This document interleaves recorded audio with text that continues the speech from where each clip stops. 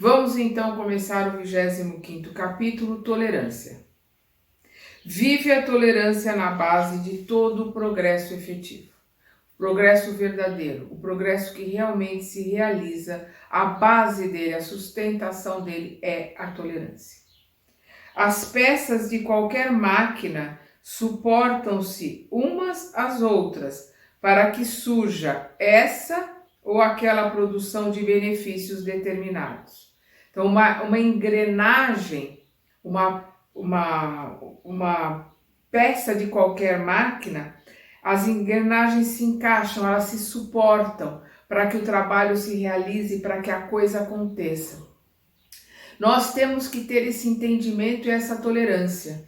Por quê? Porque não adianta eu mudar de emprego, mudar de país, mudar de cidade, mudar de marido, mudar de esposa. Eu preciso mudar a mim, mudar o meu interior. Porque se eu tiver alguém com quem eu tenho dificuldade no trabalho, a hora que eu mudar para um outro emprego, para um outro trabalho, eu vou encontrar uma pessoa igualzinha àquela. Porque aquela colocação é feita por Deus para que eu aprenda, para que eu me mude. Eu tenho que olhar as circunstâncias e as coisas que estão à minha volta como elas são. Lições a serem aprendidas. E no momento que eu aprendo a lição, eu passo a continuar e vira uma nova lição. A tolerância é principalmente um caminho para que a gente possa aprender com o diferente, para que a gente possa conviver na diversidade. A humildade que nós vimos no capítulo anterior, junto com a tolerância, que vão fazer com que eu possa fazer diferença onde eu estou e que eu possa aprender aonde eu estou. Então, vive a tolerância na base de todo o progresso efetivo, todo o progresso verdadeiro. As peças de qualquer máquina suportam-se umas às outras para que surja essa ou aquela produção de benefícios determinados. Todas as bênçãos da natureza constituem larga sequência de manifestações da abençoada virtude que inspira a verdadeira fraternidade. Qual é essa virtude? A tolerância. Todas as bênçãos da natureza constituem larga sequência de manifestações da abençoada virtude, da tolerância, que inspira a verdadeira fraternidade. Porque a natureza convive com todos os diferentes, com todas as espécies, com todos os tipos. É a verdadeira fraternidade, é a tolerância da diferença do outro. O meu direito acaba onde começa o direito do outro. É eu entender que cada um está no seu degrau, na sua forma de aprendizado, eu tenho que respeitar. Eu tenho que ter tolerância para a ignorância, para a dificuldade do outro, mas eu tenho que ser severo para comigo. Isso nós vamos ver lá no Evangelho segundo o Espiritismo. Nós vamos ter que olhar para dentro, ver os nossos erros, ver as nossas dificuldades. Com disciplina e severidade, nós temos que consertar e nos aprimorarmos. Para com o outro, o nosso olhar tem que ser de tolerância. Tolerância, porém, não é conceito de superfície. Não está na superficialidade. A tolerância está no âmago da alma. Tolerância é nossa? Nós a construímos? Não, é como a humildade, é como o amor. Nós refletimos. Nós vamos refletir a tolerância que vem de Deus. Qual é o único jeito que a gente tem para poder refletir a tolerância que vem de Deus? É colocarmos o nosso espelho para o nosso mestre, o nosso modelo e guia, que é o Mestre Jesus, porque ele reflete a Deus. Então, se nós estamos nos espelhando em Deus, em Jesus, que espelha a Deus, nós também vamos refletir as virtudes que Deus nos envia. Então, tolerância, porém, não é conceito de superfície. É reflexo vivo da compreensão que nasce límpida na fonte da alma. A alma é o espírito encarnado, nasce límpida, no espelho limpo, no espelho que vai refletir plenamente. A tolerância é reflexo vivo da compreensão que nasce límpida na fonte da alma, plasmando a esperança, a paciência e o perdão com esquecimento de todo mal. plasmando, materializando na nossa volta a esperança, a paciência e o perdão, com o esquecimento de todo o mal. Pedir que os outros pensem com a nossa cabeça seria exigir que o mundo se adaptasse aos nossos caprichos, quando é nossa obrigação adaptar-nos com dignidade ao mundo, dentro da firme disposição de ajudá-lo, de ajudar ao mundo. Então, pedir que os outros pensem como nós, sejam iguais a nós, seria exigir que o mundo se adaptasse aos nossos caprichos. Isso é coisa de criança. A criança é que é imatura, quer que tudo seja do jeito dela. Quando nós crescemos e amadurecemos, nós entendemos que temos que aprender, temos que assimilar, temos que cooperar, vamos ver tudo que nós vimos. Nós temos que ter o estudo, temos que ter a instrução, nós temos que cooperar, nós temos que trabalhar em sociedade. Perdão. Nós temos que conviver com fraternidade, nós temos que aprender a perdoar verdadeiramente, porque aquele que repete, que está sempre ali lembrando, que está sempre colocando o que o outro fez, ele não perdoou. Ele está pura e simplesmente no verniz de sociedade, da boca para fora, colocando, olha, como eu sou magnânimo, eu perdoei o João, mas o João fez isso e aquilo. E ressente, se magoa de novo, sente de novo, é ressentimento. Nós temos que esquecer. Nós vamos tirar da memória? Não, nós vamos ressignificar. E não vamos comentar mais, não vamos tocar mais no assunto.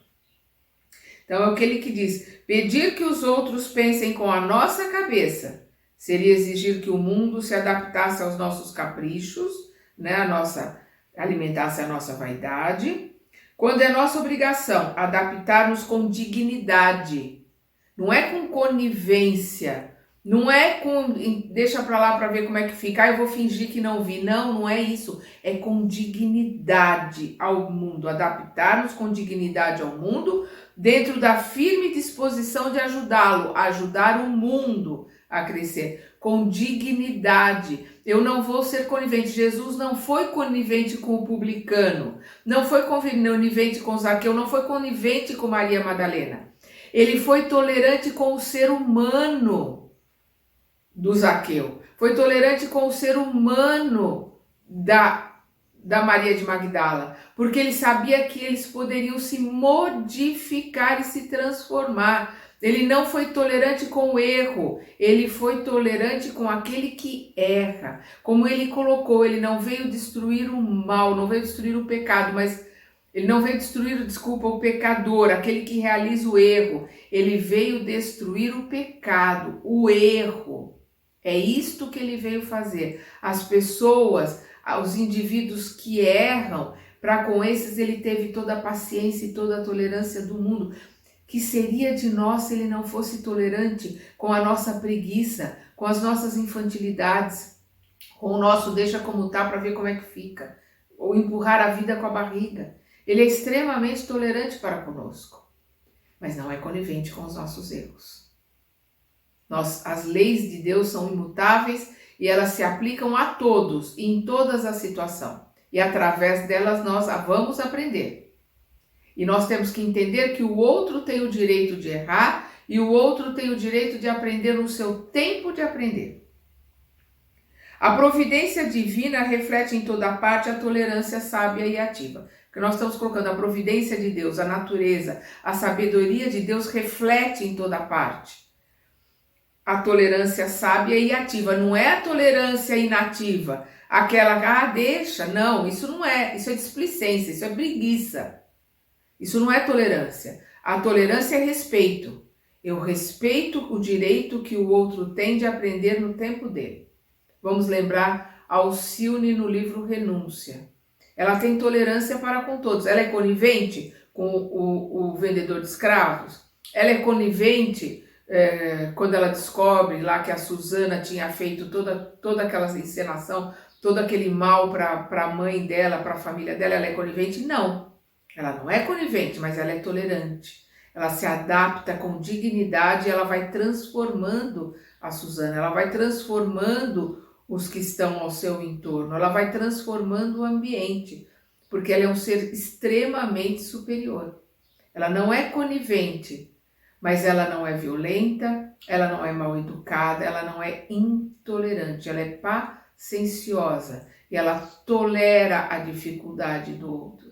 Ela tolera a divergência, o divergente, o diferente. No caso dela, um espírito superior, todo o resto ali em volta é diferente dela. Ela tolera e ama a todos. Essa é que é a questão. Dar tempo ao tempo, para que cada um possa aprender no seu tempo. A providência divina reflete em toda parte a tolerância sábia e ativa. Deus não reclama da semente a produção imediata da espécie que a corresponde. Deus dá à semente o tempo necessário para que ela possa crescer. Uma semente de bambu é rápida, uma semente de carvalho é lenta. Ele não vai pedir para a jabuticabeira da manga, não vai pedir para a goiabeira da abacaxi. Cada um vai dar os frutos aos quais estão vinculados. Cada um vai crescer no seu tempo, amadurecer no seu tempo e dar frutos no seu tempo. É isso que ele está colocando. Deus não reclama da semente a produção imediata da espécie a que corresponde. Dá-lhe tempo para germinar, crescer, florir e frutificar. Não solicita do regato, daquele córregozinho de água, não solicita do regato improvisada integração com o mar que o espera. Ele sabe que aquela água vai para o mar, mas dá tempo para que ela flua, para que ela cresça, para que ela percorra o seu caminho. Dá-lhe caminhos no solo, ofertando-lhe o tempo necessário à superação da marcha. Ele é tolerante para com todos, para com tudo. Deus é tolerante para com todos e para com tudo. Ele nos dá tempo para que a gente possa caminhar com as nossas próprias pernas e voltarmos para Ele. É o que ele está dizendo, não solicita do regato, improvisada integração com o mar que o espera. Dá-lhe caminhos no solo, ofertando-lhe o tempo necessário à superação da marcha. Assim também, de alma para alma, é imperioso não tenhamos qualquer atitude de violência. O que é uma alma? O espírito encarnado. Então, de espírito encarnado para espírito encarnado, de alma para alma, não podemos ter nenhuma atitude de violência, nem verbal, nem física, nem indireta ou direta, nem em pensamento. Uma mãe que educa com a violência, ela vai reprimir só a violência do filho enquanto ele é criança, enquanto ele é pequeno, enquanto ele é impotente. A hora que ele crescer, ele vai extravasar toda aquela violência que ficou reprimida. A mãe que ensina com amor, a mão que belisca, a mão que puxa o cabelo, ela vai, beija, explica, a mão é para fazer carinho. A mão é para afago. Não se bate no amigo, não se bate no brinquedo, não se bate no animal. O animal é para ser tratado com amor, com carinho. Não se faz aos outros aquilo que você não quer que faça a você. Se você puxa o pelo do animal, puxa o teu cabelo, você vai ver que dói. Se você belisca o teu coleguinha ou belisca alguém, belisque a você mesmo, você vai ver que dói. Não faça para o outro o que você não quer para você. Ensinar com amor. Porque a violência só aumenta a violência, o ódio só perpetua, germina e cresce cada vez mais o ódio à sua volta. Assim também, de alma para alma, é imperioso não tenhamos qualquer atitude de violência. A brutalidade do homem impulsivo, aqui ele está falando do hominal, a humanidade. A brutalidade do homem impulsivo e a irritação do enfermo deseducado. Tanto quanto a garra no animal e o espinho na roseira representam indícios naturais da condição evolutiva em que se encontram. Aqui ele está fazendo uma comparação. A brutalidade no hominal, nós, na humanidade, que reage com impulsividade, deixando a reação é deixando vir toda a animalidade que está lá dentro de tantas e tantas vidas que nós já tivemos.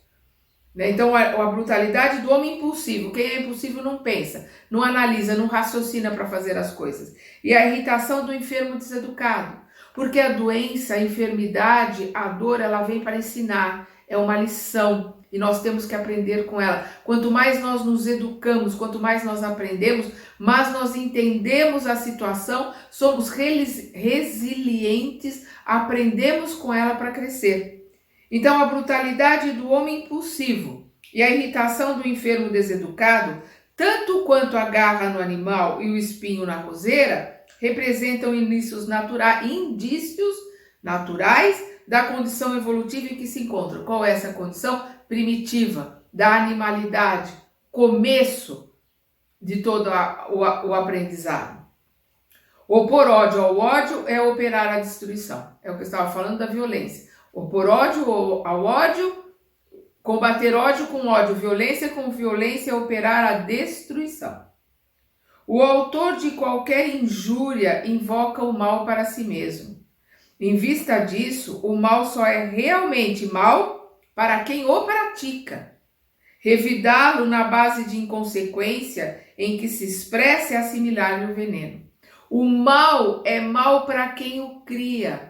Porque se eu vou mandar dardos venenosos para alguém, eu crio veneno em mim. Esses dardos vão chegar a outra pessoa dependendo do grau de evolução que ela está, se ela está em similaridade, em sintonia comigo ou não. Vai depender dela. Agora, o veneno que eu criei em mim, o mal que eu criei para enviar para ele, esse fica comigo. Então, o mal que eu faço é o mal que eu faço a mim mesmo. O mal que eu crio para mim. O perdão que eu dou é para mim. Eu me desligo daquele ao qual eu perdoei. Ele vai continuar a sua trajetória e responder pelos seus erros. O mal que eu desejo a alguém vai chegar a ela ou não, dependendo do merecimento e da vibração, da energia que ela tenha. Depende dela. Mas o mal que eu desejo a ela, eu cubro a mim. Ele volta inteirinho para mim. Eu me chafurdo na lama que eu criei querendo sujar o outro. Isso é imprescindível que nós entendamos. O autor de qualquer injúria invoca o mal para si mesmo. Em vista disso, o mal só é realmente mal para quem o pratica. Revidá-lo na base de inconsequência em que se expressa é assimilar-lhe o veneno. É imprescindível tratar a ignorância com o carinho medicamentoso que dispensamos ao tratamento de uma chaga. Nós temos que olhar para a ignorância como ela é, uma chaga, uma ferida, tratá-la com cuidado, com medicamentos, com remédio, para que ela se feche e não fique nenhuma cicatriz. Ninguém nem lembra que foi ignorante, nem lembra daquela chaga que tinha ali, porque ela foi tratada. É o que ele está dizendo. É indispensável tratar, aliás, é a mesma coisa, é imprescindível tratar a ignorância com o carinho medicamentoso que dispensamos ao tratamento de uma chaga, porquanto golpear a ferida sem caridade será o mesmo que converter a moléstia curável num aleijão sem remédio.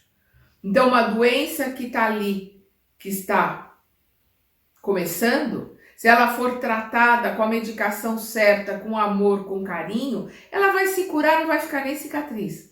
Se ela não for tratada, ou pelo contrário, se cutucar, ferir mais, provocar mais aquela doença, aquela ferida, é capaz de precisar de uma amputação, vai se perder o membro. É isso que precisa se entender. É o que ele diz aqui. É imprescindível tratar a ignorância com o carinho medicamentoso que dispensamos ao tratamento de uma chaga, porque a ignorância é uma chaga, é uma ferida. Porquanto golpear a ferida sem caridade será o mesmo que converter a moléstia curável num aleijão sem remédio. A tolerância por esse motivo é, acima de tudo, completo esquecimento de todo o mal com serviço incessante ao bem. É o completo esquecimento de todo o mal, é não repetir, é não ficar falando, é perdoar de verdade.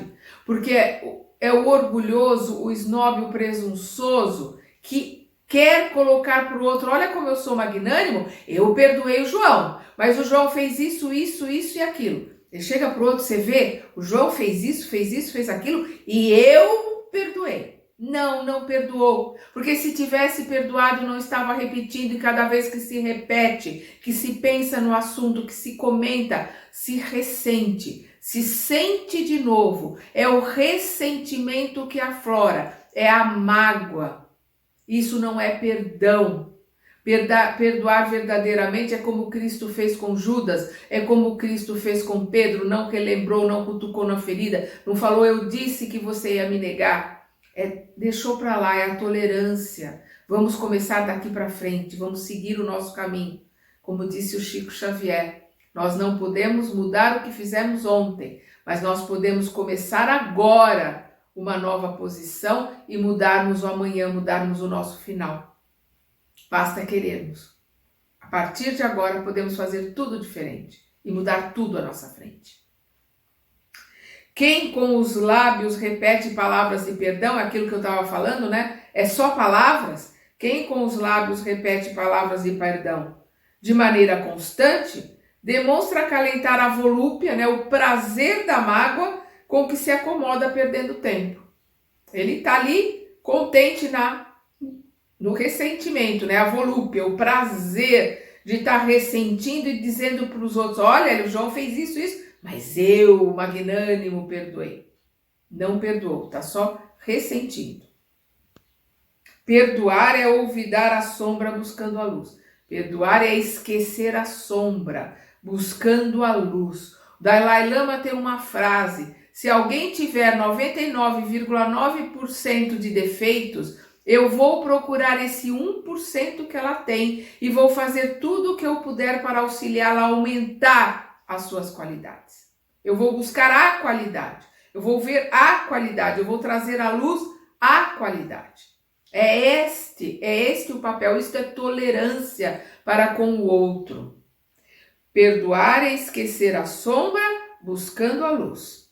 Não é dobrar joelhos ou escalar galerias de superioridade mendaz, né? Superioridade fraudulenta, fictícia, mentirosa, teatralizando os impulsos do coração, mas sim persistir no trabalho renovador, criando o bem e harmonia, pelos quais aqueles que nos entendam de pronto, nos observem com diversa interpretação, com uma interpretação diferente, compreendendo-nos o idioma inarticulado do exemplo, porque é com o exemplo que se ensina aos filhos, àqueles que dependem de nós. Nós temos que ser tolerantes, mas não podemos nunca, jamais, em tempo algum, sermos coniventes. É a tolerância ativa, é a paciência, é a fraternidade, é a empatia, nunca, jamais a conivência.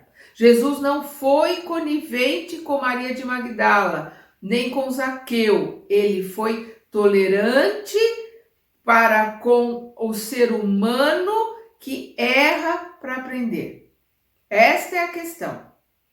Então não é dobrar os joelhos ou escalar galerias de superioridade mentirosas. Não é ficar ali, ó Senhor, Senhor, como Jesus colocou, nem todos aqueles que dizem Senhor, Senhor entrarão no reino dos céus. Não é a questão do que você se jogar ali de joelhos, acender uma vela de 10 metros. Não. É o seu pensamento, o seu sentimento, a sua atitude para com o outro. Como você lida com o outro e como você se modifica interiormente. Então não é dobrar joelhos ou escalar galerias de superioridade mentirosa, teatralizando os impulsos do coração, né? Para o outro ver, olha como eu sou magnânimo, como eu perdoo, olha como eu tenho paciência com João, Pedro, a Maria, só mostrar para os outros, porque lá no fundo o racismo, a homofobia, tá tudo corroendo, tá tudo lá dentro, fervilhando, mas o verniz da sociedade está colocando que não é bonito, então eu vou teatralizar, eu vou colocar, olha, eu não sou homofóbico, olha, eu não sou racista, mas lá no fundo ele tá, se afasta, não quero que chegue perto. São questões muito sensíveis que que nós temos que parar para analisar dentro de nós. O que o outro faz é problema do outro. Eu tenho que ser tolerante para com o outro, com toda a minha dignidade, com todo o meu conhecimento, sem conivência.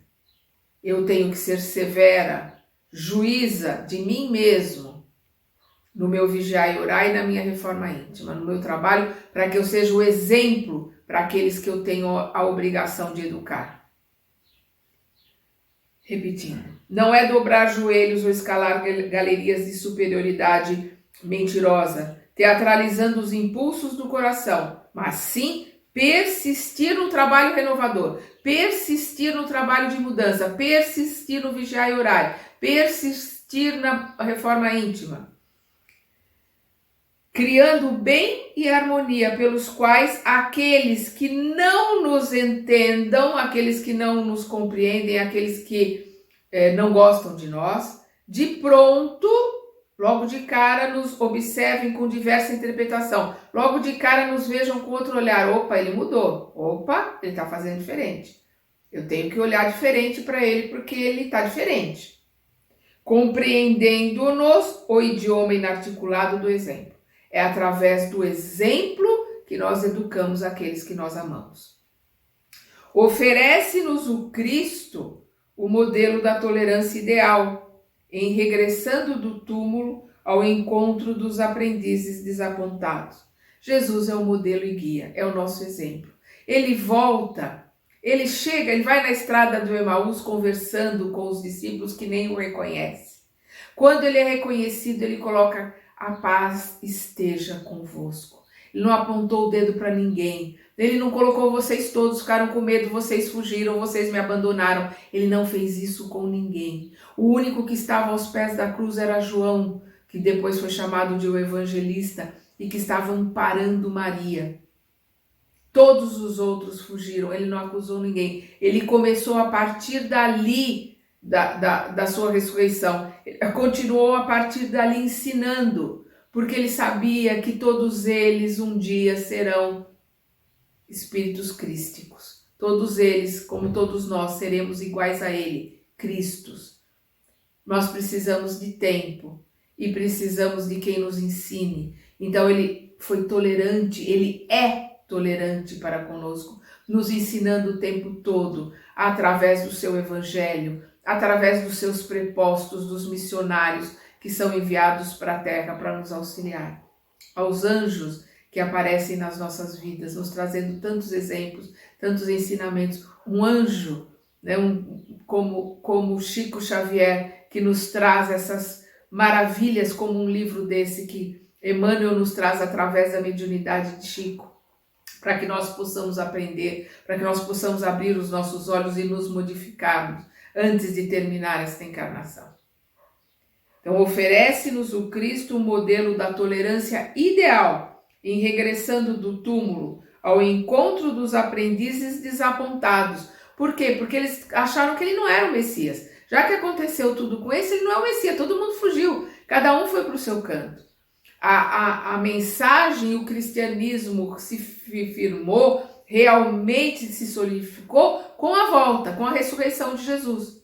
Porque aí ele provou que a morte não existe. Ele provou que o reino dele não é deste mundo. Ele provou que tudo aquilo que ele estava falando era verdade. Que nós temos uma outra vida, que a nossa vida continua e que nós estamos aqui para aprender, que o reino de Deus não é daqui. O reino de Deus, o mundo verdadeiro, a vida verdadeira é no plano espiritual.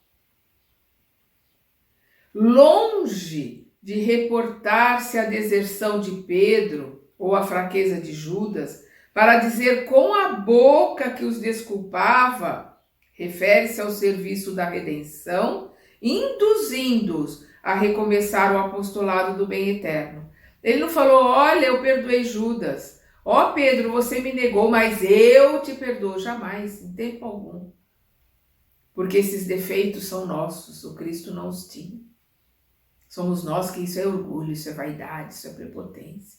Não, deixa para lá, vamos recomeçar, vamos a partir de agora fazer tudo diferente. Essa é a proposta do Cristo teve para os seus discípulos e tem para com todos nós, porque nós que estamos verdadeiramente estudando, nós que estamos nos esforçando para nos modificar e para melhor, somos sim discípulos do Mestre. Se eu estudo o Evangelho, se eu estudo as obras de Kardec, se eu estudo os livros que vieram complementar a obra de Kardec, como os livros de André Luiz, os livros de Emmanuel, Humberto de Campos, né, e o Lúcio, né, os livros do Divaldo, Joana de Ângeles, Filomeno de Miranda e tantos outros.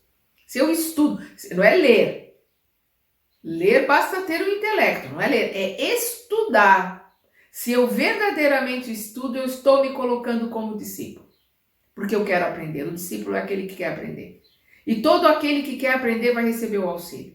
Vai receber o auxílio do plano espiritual, vai receber o auxílio dos mestres encarnados e desencarnados que chegarão à sua volta.